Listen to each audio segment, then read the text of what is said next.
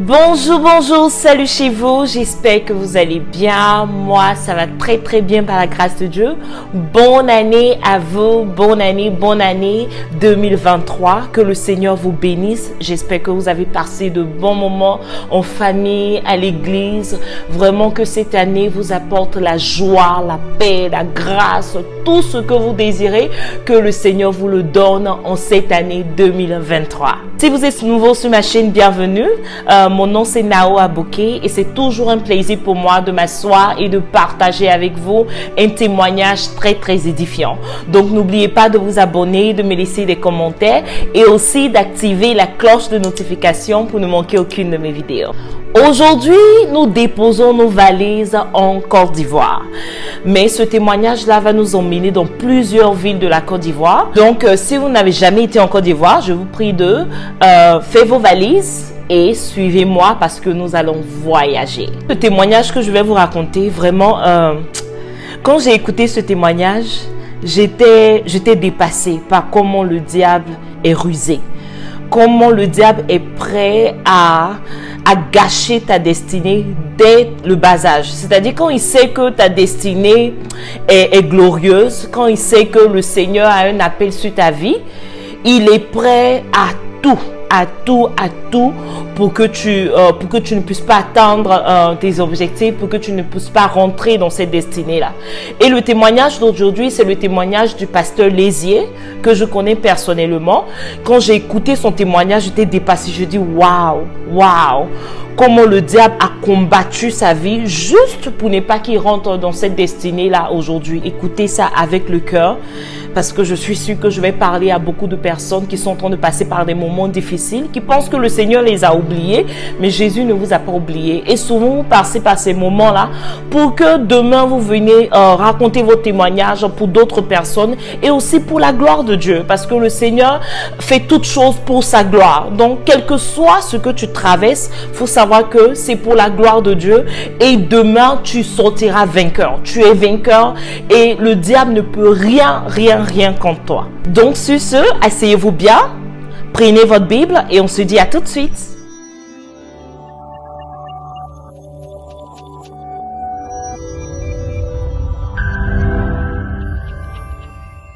Quand Pasteur Lézier était jeune, pendant qu'il dormait, il a reçu la visite de quelqu'un qui ne voyait pas son visage, il ne voyait pas son corps, mais il savait qu'il y avait une présence à côté de lui, mais il ne voyait juste qu'une main. Et la main là avait un scorpion dans sa paume. Il avait un scorpion et il a pris ce scorpion là, il l'a mis sur la jambe du pasteur Lézier. Et ce scorpion là est rentré dans son corps.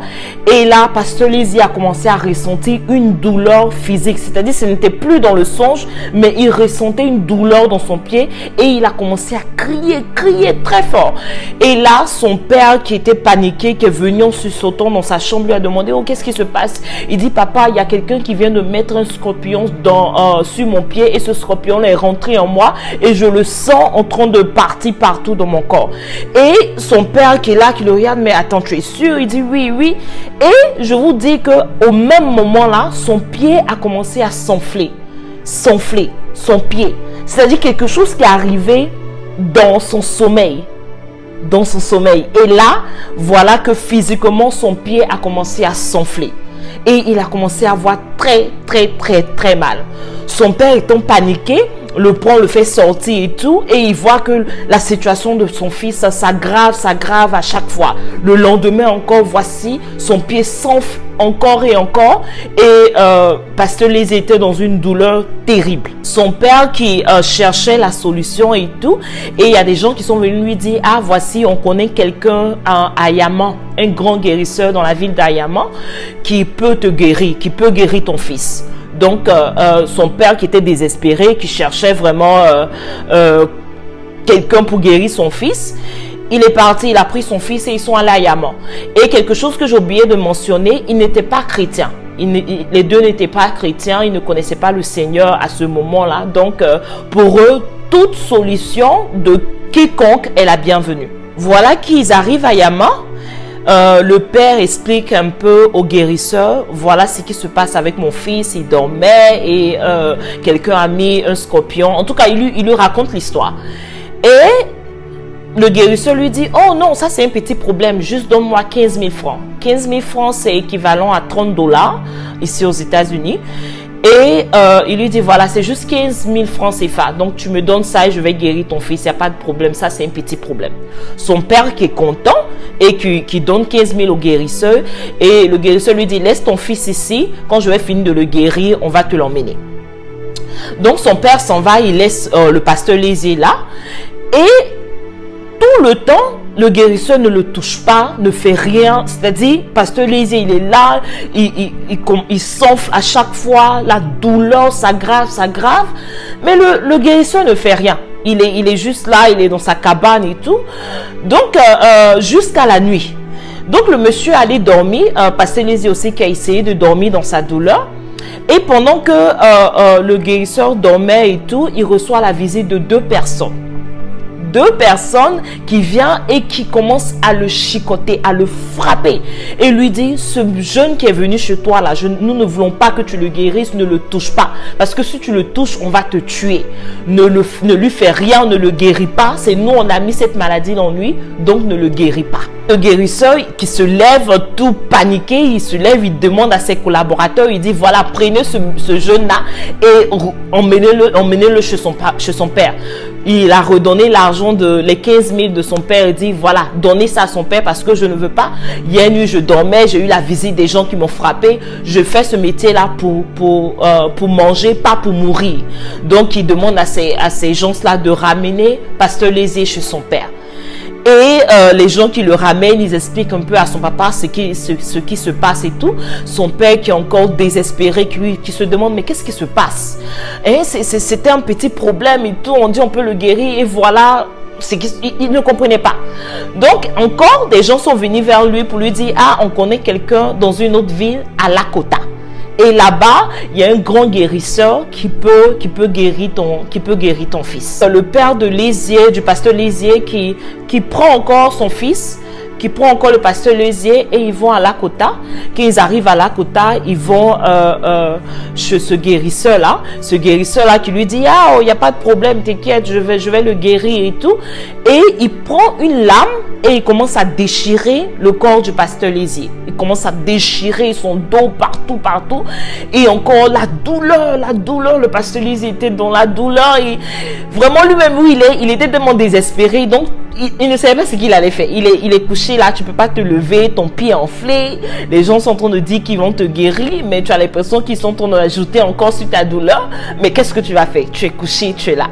Donc il est là, le monsieur commence à le déchirer de partout. Il verse une poudre noire sur lui là, une poudre, et il lui dit que faut rester là, t'inquiète, tu vas guérir. Et le guérisseur rentre dans sa cabane, et je vous dis qu'il rentre dans sa cabane, il commence à dormir et encore il reçoit la visite de 2 personnes dans son sommeil qui le frappent et qui lui dit, tu sais quoi, ne touche pas à ce jeune-là, ne fais rien, ne le guéris pas parce que si tu le guéris, on va te tuer. Et il commence à le chicoter encore dans son rêve, le frapper. Le guérisseur qui se lève encore tout fâché, qui dit encore à ses gens, prenez ce monsieur-là et ramenez-le chez son père parce que je ne veux pas mourir, je fais ce boulot-là pour nourrir mes enfants, pour nourrir ma famille, pas pour mourir. Donc, c'est la même chose qui s'est passée la première fois avec le premier guérisseur d'Ayamé, pardon. C'est cette même chose-là qui est arrivée encore avec ce guérisseur de Lakota. Son père qui ne comprend plus ce qui se passe, son fils continue à souffrir. C'est maintenant tout son corps qui s'enflait. Tout le corps du pasteur Lézier s'enflait. Donc, le pasteur Lézier dit qu'il était vraiment dans la douleur. Il sentait vraiment ce scorpion-là. Il le sentait dans son corps, en train de bouger dans son corps. Et c'était une douleur vraiment atroce. Même chose en continuant de chercher la solution pour son fils. Des gens encore viennent lui dire, oh voilà, il y a un grand féticheur à Boisflé et si tu vas là-bas, on est sûr qu'il peut guérir ton fils.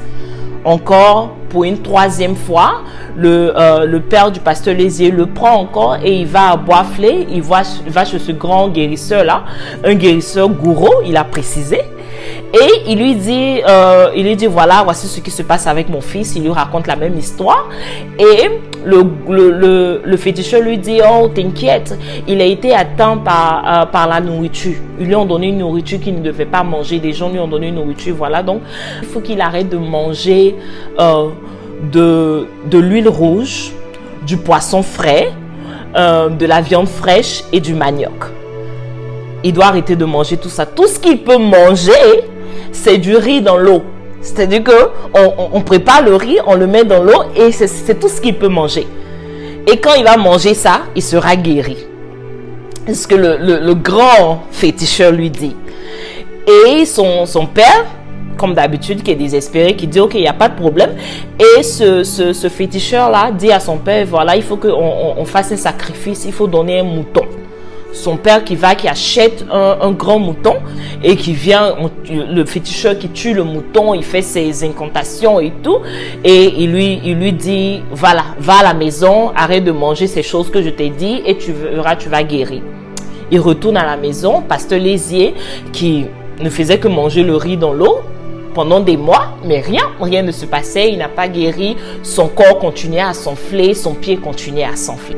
Et c'est pas fini. Il continue encore. On lui annonce qu'il y a quelqu'un à Korogo qui peut guérir son fils, un autre féticheur. Et vraiment, quand j'écoutais son témoignage, je voyais tout son parcours, des féticheurs qui partaient voir. Je vois à quel point le diable voulait vraiment l'épuiser, que ce soit financièrement, que ce soit mentalement.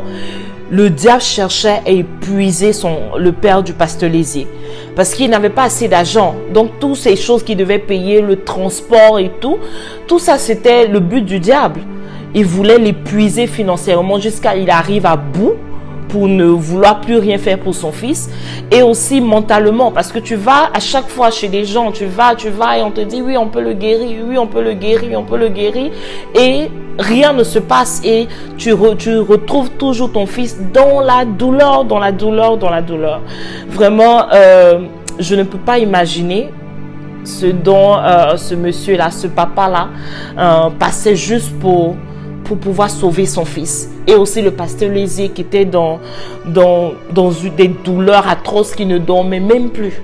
Voilà, à cause des douleurs là, et à chaque fois le déplacer pour aller quelque part, à chaque fois le déplacer pour aller ici, c'était encore des douleurs qui s'ajoutaient. Comme je disais, on lui dit d'aller à Korogo. Là-bas, il va trouver un grand marabout qui pourra guérir son fils. Donc, il prend son fils, il va à Korogo, et ce marabout là qui lui fait boire des liquides noirs, bizarres et tout, qui n'ont pas vraiment un bon goût. Il lui dit, voilà, si tu bois ça, ça va tuer le scorpion en toi et tu verras que tu vas guérir. Et c'était encore, comme vous pouvez l'imaginer, c'était encore une perte. Ça n'a rien fait. Il a bu tous ces liquides là, rien n'a changé. Et maintenant là, il sort maintenant de la Côte d'Ivoire, il va au Burkina et puis au Sénégal. Et là-bas encore, on lui annonce que des gens pouvaient guérir son fils. Donc, il prend son fils, il va encore dans ces pays-là. Il arrive, c'est la même chose. Les marabouts, les féticheurs leur font faire des choses, des incantations, les font boire des trucs, brûler des choses, mettre sur lui et tout ça du fait qu'il va guérir. Et rien ne se passe. Le pasteur, son père encore le prend et le ramène en Côte d'Ivoire, et son état continue de s'empirer. Et maintenant, cette fois-ci, quand il retourne à Abidjan, son père décide de se tourner vers la médecine. Son père, qui ne perdait pas espoir, qui voulait vraiment trouver une solution pour son fils. Là, il emmène le pasteur Lézier maintenant dans un autre hôpital, et on appelle ça l'hôpital protestant de Dabou. Donc maintenant, il va à Dabou, et là-bas, quand les médecins le voient, ils trouvent que vraiment on peut faire quelque chose pour lui, parce qu'ils voient que son pied enflé et tout. Donc ils emmènent dans le bloc opératoire et ils déchirent le docteur déchire carrément son pied. Et quand il déchire son pied, il voit que ce sont des pus qui sortent de son pied. Et voilà, il commence à nettoyer les pus là, il nettoie et tout. Et il fait vraiment ce qu'il pouvait faire. Il ne pouvait pas faire grand chose, il pouvait juste nettoyer et tout. Donc il nettoie, quand il finit de nettoyer, il n'arrive pas à fermer la plaie. Oh Jésus, Seigneur Jésus, je suis dépassée.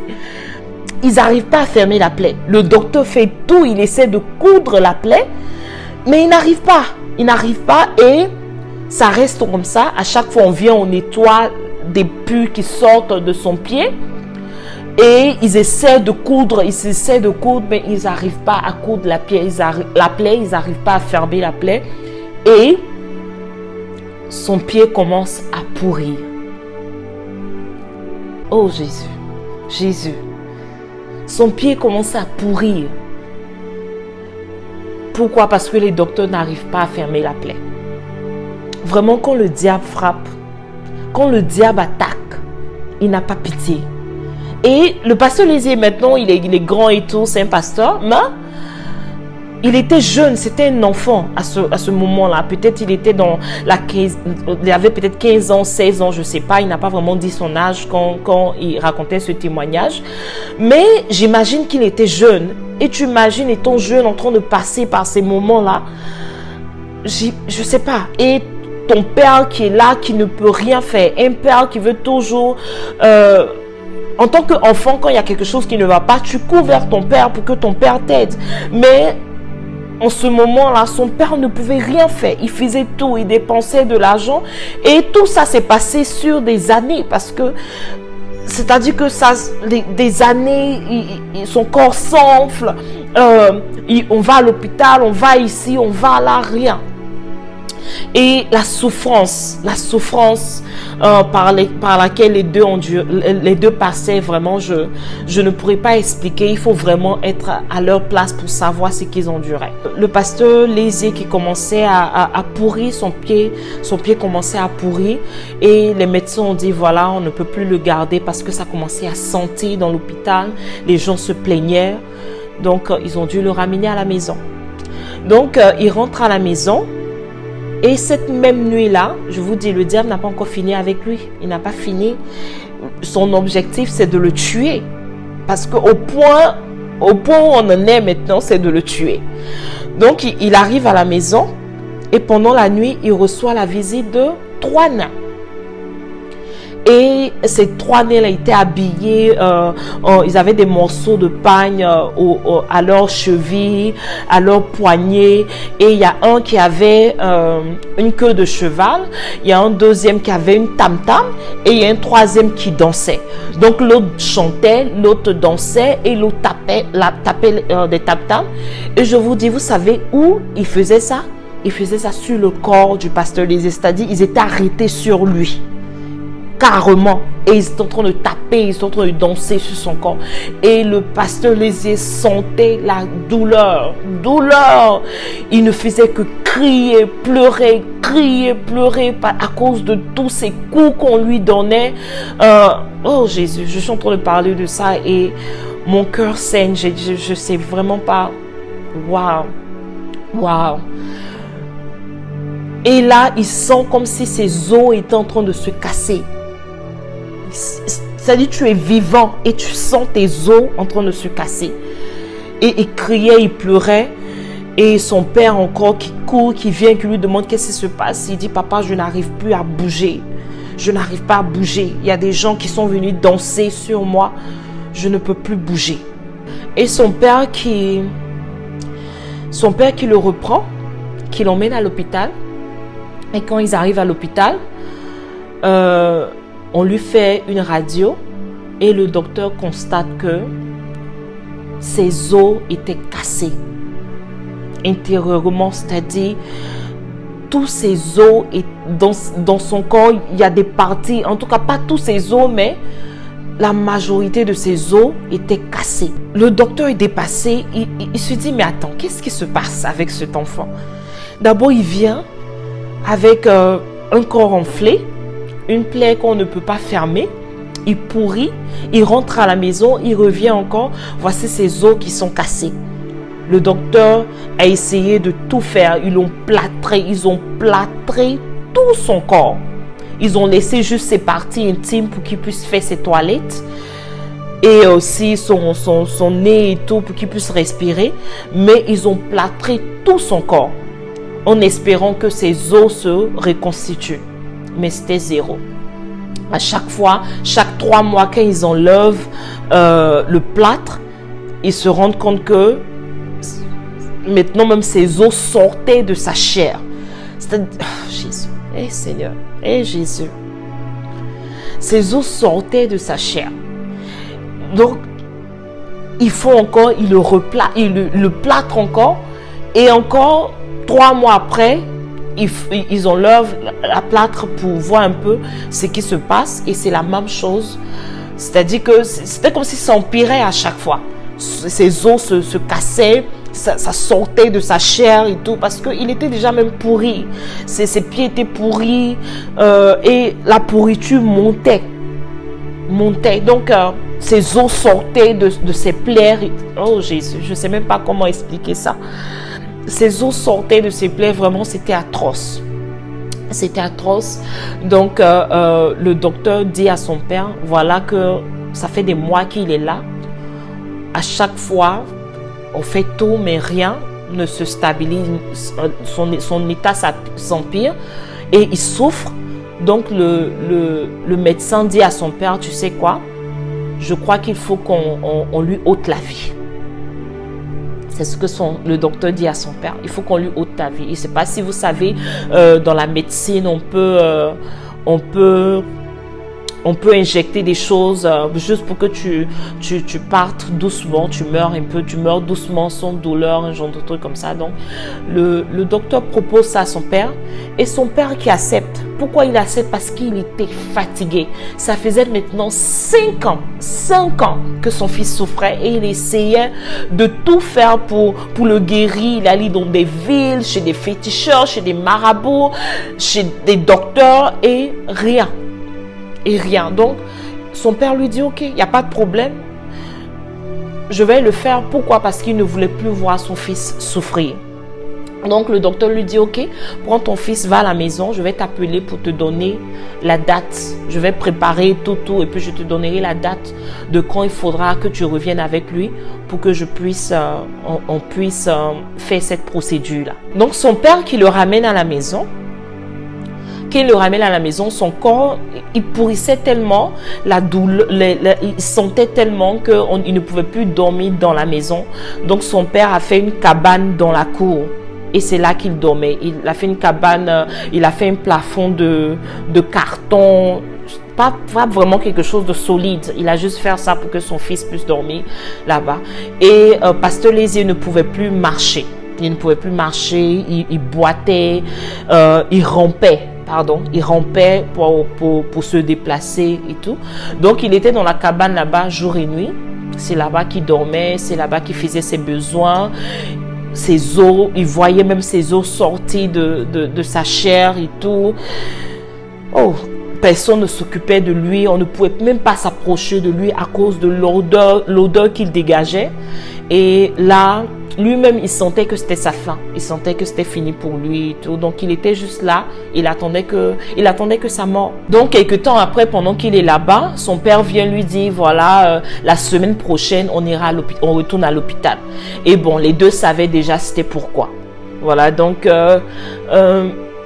Pasteur Lézier qui était là, vraiment, il souffrait tellement que il attendait ça aussi. Il attendait de retourner à l'hôpital pour en finir avec, parce que apparemment c'était la seule solution pour arrêter sa souffrance. Donc il était là, il était dans la cabane, il faisait jour et nuit là-bas, comme j'ai dit, il faisait ses besoins, en tout cas il ne sortait pas, il ne recevait pas de visite. C'était quelquefois son père venait regarder. Son père venait checker sur lui et tout. Et son père aussi avait perdu tout le monde. Sa femme l'avait laissé. Sa femme a pris ses enfants, tous ses autres enfants. Sa femme l'a laissé parce qu'elle ne pouvait plus supporter l'odeur de qui venait du pasteur Lézier et tout. Elle ne pouvait plus supporter de rester dans une maison où elle voit quelqu'un en train de souffrir de cette manière. Et son papa avait une cour. Et dans la cour, là, tous les locataires sont partis. Pourquoi? Parce qu'ils n'arrivaient plus à supporter l'odeur qui venait du pasteur Lézier. Donc, ils étaient seuls. Ils étaient seuls.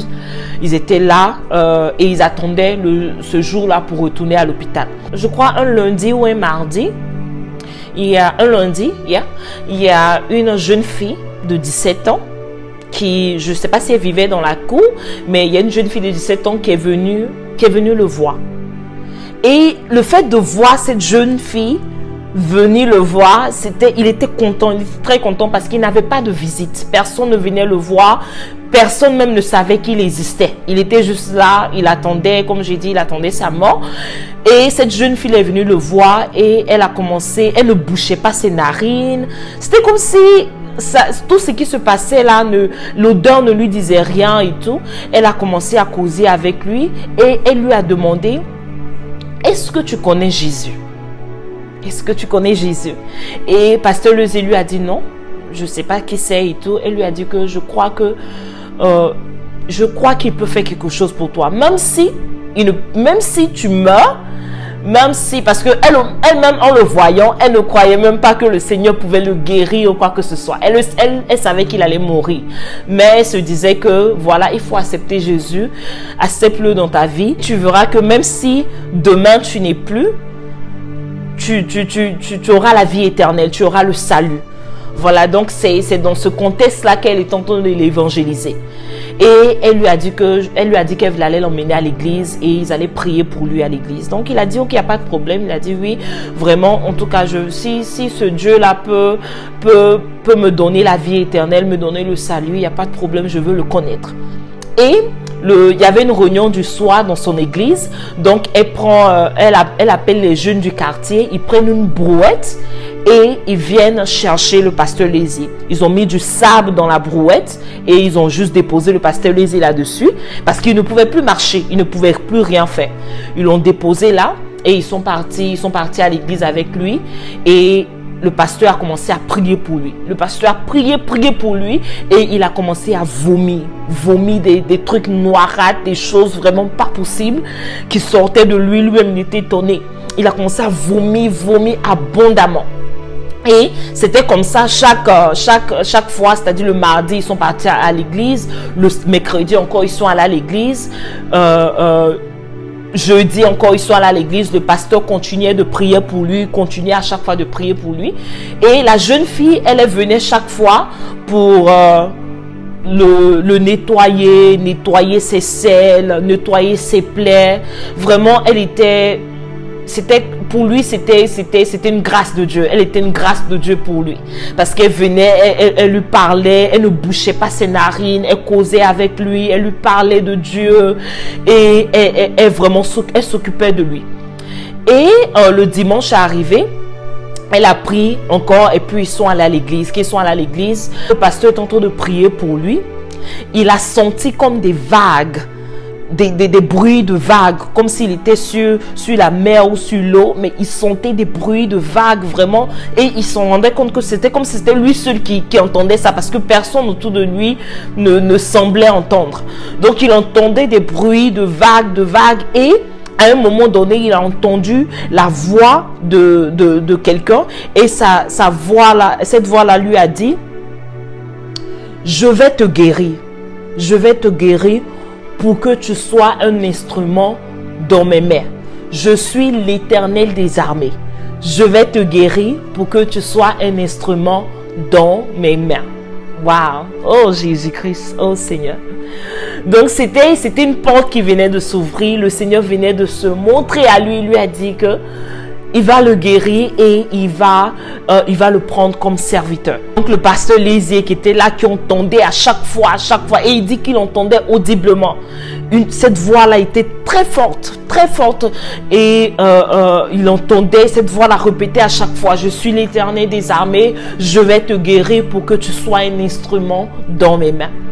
Et après le culte là, il rentre à la maison et la jeune fille lui dit voilà, je ne pourrai plus venir te voir parce que voilà, mes parents m'ont demandé de ne plus venir, tu vas mourir et tout. Donc mes parents m'ont interdit de venir te voir.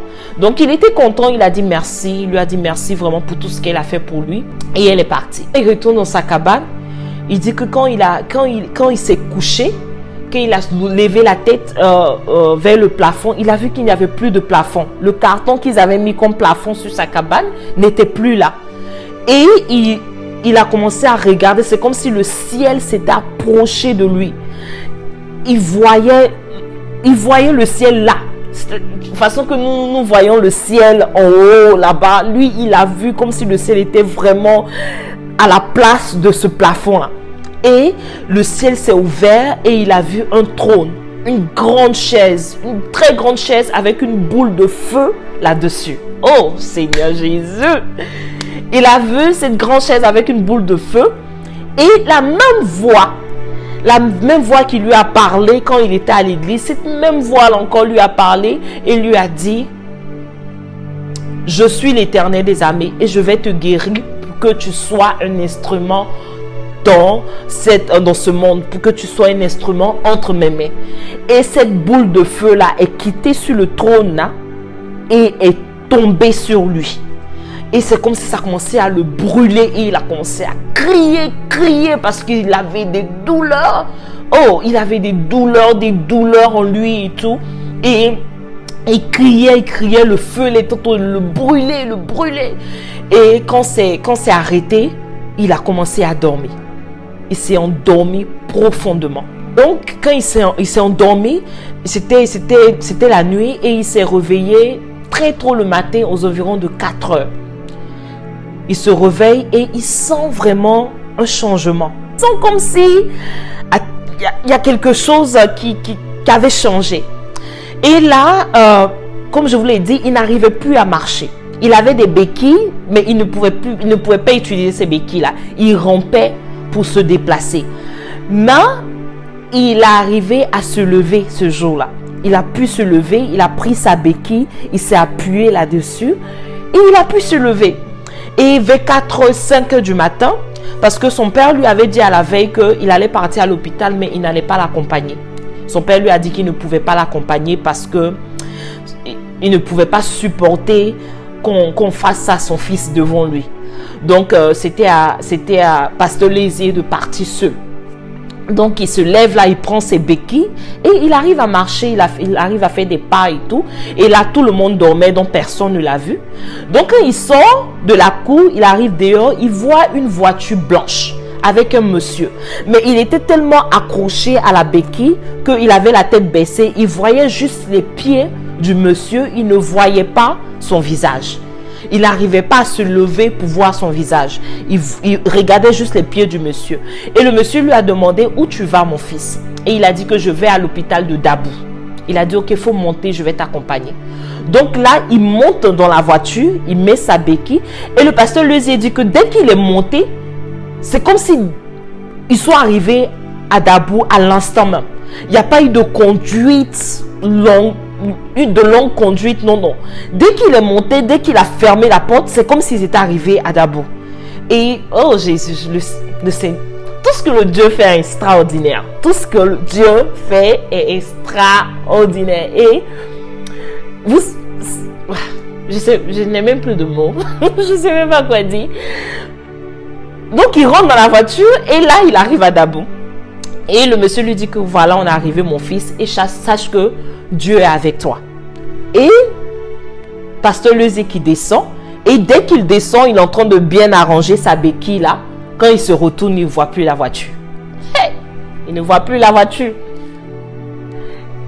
Bon, je ne sais pas comment vous allez prendre ça, mais moi je dis que, c'est-à-dire que Dieu a fini de lui parler dans sa cabane. Dieu l'a guéri dans sa cabane, parce que s'il arrive à se lever, c'est que Dieu l'a guéri.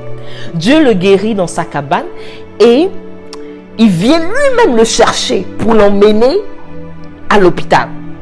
Et c'est extraordinaire, quoi. Seigneur, je n'ai même pas de mots. Il arrive à l'hôpital Et quand quand le docteur le voit, quelque chose encore d'extraordinaire, quand le docteur le voit, le docteur lui dit, allez-y chercher cet homme-là, allez-y le chercher. Il demande à ses infirmières d'aller le prendre. Et il dit que toi-même, qui es-tu? Parce que à cause de toi, je ne dors pas. Quand je dors, je te vois. Je me réveille, je te vois. Tu es dans mes pensées. C'est ce que le docteur lui dit.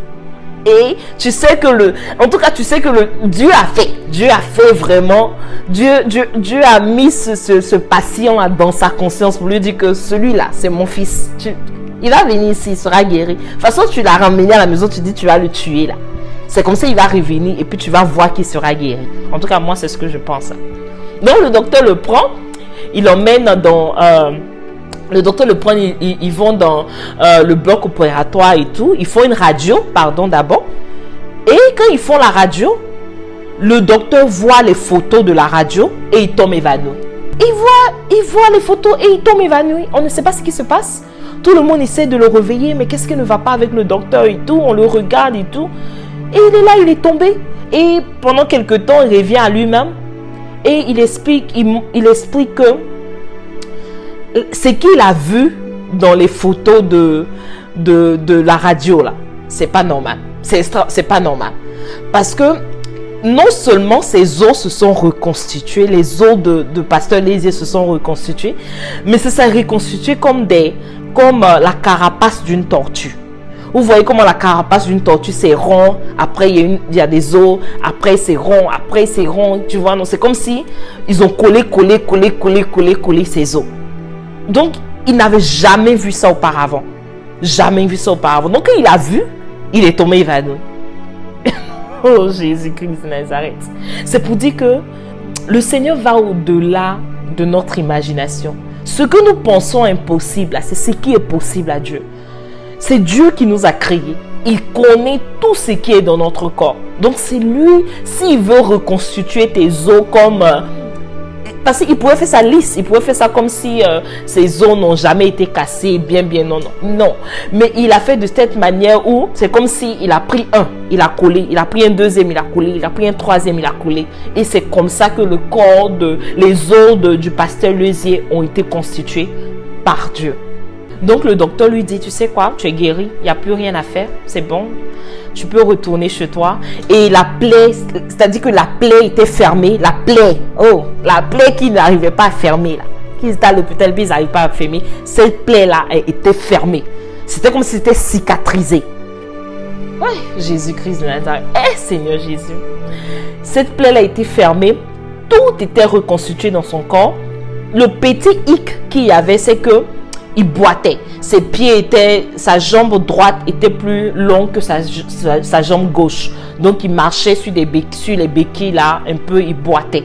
Voilà. Sinon, tout le reste, c'était bon. Donc, le docteur lui dit, il y a plus, pourquoi on va te tuer maintenant? Ça va maintenant, ça va chez toi, tu peux retourner à la maison.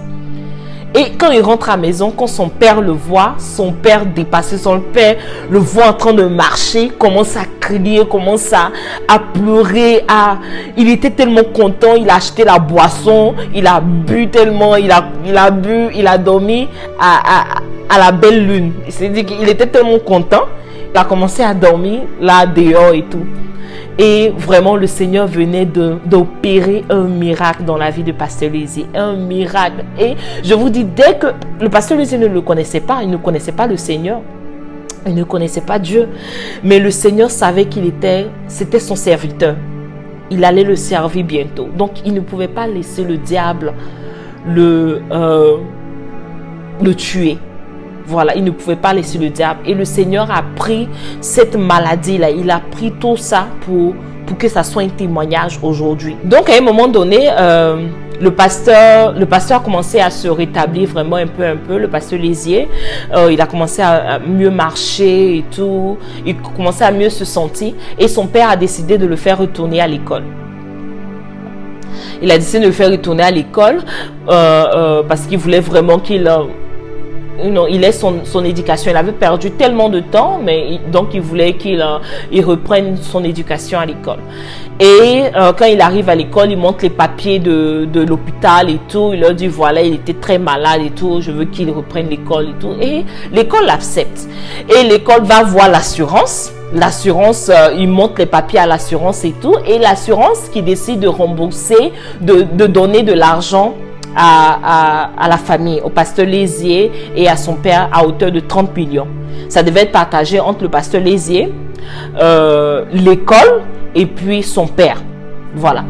Donc, son père qui était content parce que c'était de l'argent qui allait rentrer et tout. Il avait dépensé vraiment de l'argent sur son fils. Donc, il se disait 30 millions, il n'y a pas de problème. Si même j'ai eu 5 millions là-dedans, je suis content. Et il devait juste aller signer les papiers. Donc, ils avaient un rendez-vous, ils devaient partir dans un cabinet pour signer les papiers et là, ils allaient recevoir leur part d'argent. Ils arrivent là-bas et le pasteur Lézé qui a eu envie de, je crois, aller aux toilettes et tout. Et pour aller aux toilettes, il fallait prendre l'ascenseur. Donc, il rentre dans l'ascenseur, lui seul, et là, l'ascenseur commence à bouger. Et il entend la même voix qui lui a parlé. Et il entend cette voix et la voix lui a dit « Je suis le Seigneur ton Dieu, je suis l'Éternel des armées et je ne partage pas ma gloire. Je ne partage pas ma gloire. Il ne faut pas signer. Si tu ne signes pas, si tu ne signes pas ce papier-là, tu verras que je vais te guérir encore totalement. Tes pieds seront au même niveau. » Parce que comme je vous ai dit, il ne marchait pas bien, ses pieds n'étaient pas vraiment au même niveau. Il dit que tes pieds seront au même niveau.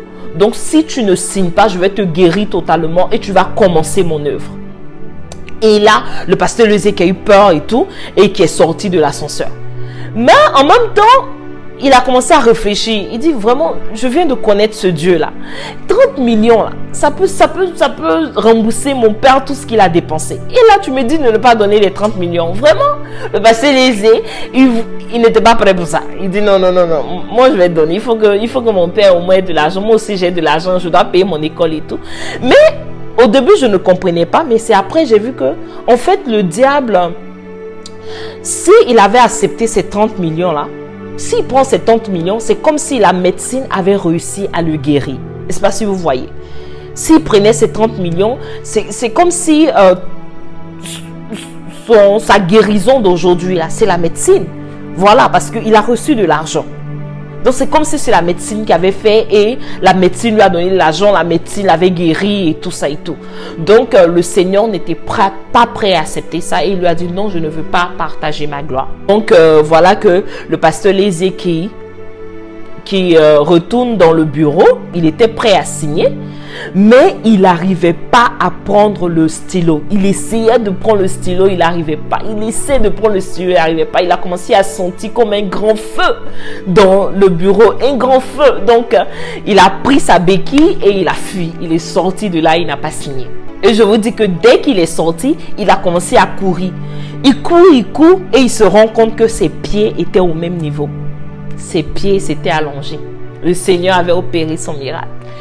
Et là, il commence à glorifier le Seigneur et il prend la décision cette fois-ci là de suivre le Seigneur. Il dit Jésus, vraiment, je ne sais pas qui tu es, mais je suis prêt à te connaître, je suis prêt à te servir. Quand j'ai écouté ce témoignage, le Seigneur m'a parlé de ce verset là, Jean 10, le verset 10. La Bible dit, le voleur ne vient que pour dérober, égorger et détruire. Moi, je suis venu afin que les brebis aient la vie et qu'elles soient dans l'abondance. Le diable est venu pour détruire. Il est venu pour te détruire. Il connaît ta destinée. Il sait que le Seigneur t'appelle à de grandes choses. Yeah.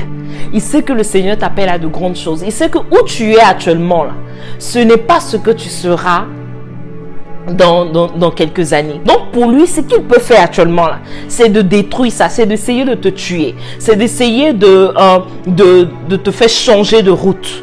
Et avec le pasteur Lézé, il essayait de le tuer. Où il voulait là, il voulait lui prendre sa vie parce qu'il savait que il était appelé à être un pasteur, à parler du Seigneur, à prêcher la bonne nouvelle. Et il n'était pas d'accord avec. Donc il a fait tout dès le bas âge. Dès le bas âge. C'est pourquoi je veux te dire que le diable n'est pas, il est méchant, il est mauvais, il est là il rôde, il cherche qui dévorer, il cherche comment t'atteindre. Donc ne lui ouvre pas les portes, ne lui ouvre pas les portes. Sois ferme sur ta foi. Si tu connais le Seigneur, c'est déjà grand, c'est déjà merveilleux. Donc cherche à t'accrocher au Seigneur. N'ouvre pas la porte au diable. Ne nous donne pas une ouverture. Parce que toute ouverture que tu vas lui donner, il va prendre. Et il va chercher à te tuer, à voler ta destinée. Oui, le diable cherche à voler ta destinée. Ne laisse pas le diable prendre ta destinée. Si tu ne connais pas le Seigneur, la seule manière pour toi de sauver cette destinée, c'est de connaître le Seigneur, c'est de chercher Jésus. La Bible dit que le voleur ne vient que pour dérober, égorger et détruire. Égorger, c'est tuer. Si on t'égorge, tu meurs. Le diable est venu pour égorger, détruire et dérober. Voler ta destinée. Ne le laisse pas voler ta destinée. Continue toujours de prier, cherche la face de Dieu, accroche-toi à Dieu, accroche-toi, malgré tout ce que tu peux traverser, accroche-toi au Seigneur. La Bible aussi dit dans Luc 10, le verset 19, « Voici, je vous ai donné le pouvoir de marcher sur les serpents et les scorpions et sur toute la puissance de l'ennemi et rien ne pourra vous nuire. » Rien ne pourra te nuire. Le diable ne peut rien te faire. Il ne peut rien faire. Il ne peut rien. Il ne peut rien. Il a besoin de ta permission. Il a besoin que toi, tu lui donnes cette ouverture-là pour pouvoir agir. Parce que le Seigneur t'a donné le pouvoir de marcher sur lui.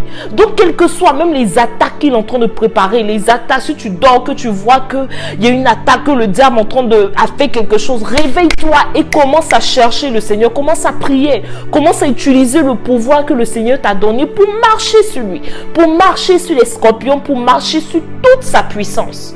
Toute sa puissance. Ne reste pas là toujours à pleurer. Quand il y a quelque chose qui se passe, tu t'assois, tu pleures.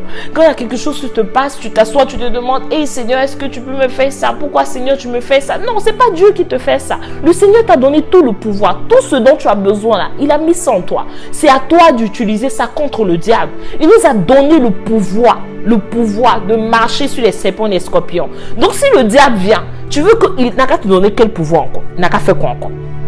Hein? Il va faire quoi encore? Il a mis ce pouvoir-là en toi. Donc prends ce pouvoir-là, il va contre l'ennemi. Le Seigneur est toujours avec nous. Il ne va pas nous laisser. Il est là. Il nous aime. Il est là. L'Esprit de Dieu est en nous. Tu as l'Esprit de Dieu en toi. Donc prends ce pouvoir-là. Il va contre le diable. Il ne peut rien contre toi.